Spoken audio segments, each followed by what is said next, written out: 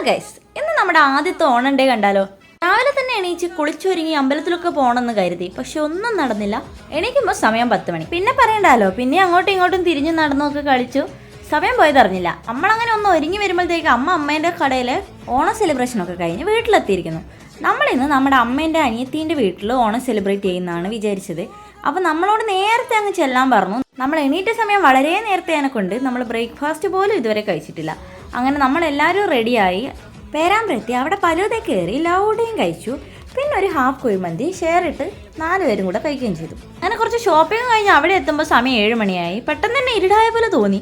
അപ്പോൾ അവരിട്ട പൂക്കളൊക്കെ കുറച്ച് നേരം നോക്കിയിരുന്നു. പിന്നെ ചേട്ടന്മാരൊക്കെ ഉണ്ടായി, എല്ലാവരോടും വർത്താനൊക്കെ പറഞ്ഞു. അച്ഛനും അമ്മാമ്മയും അവിടെ എത്തിയിരുന്നു നേരത്തെ തന്നെ. അമ്മേൻ്റെ ടിൻ സിസ്റ്ററാണിത്.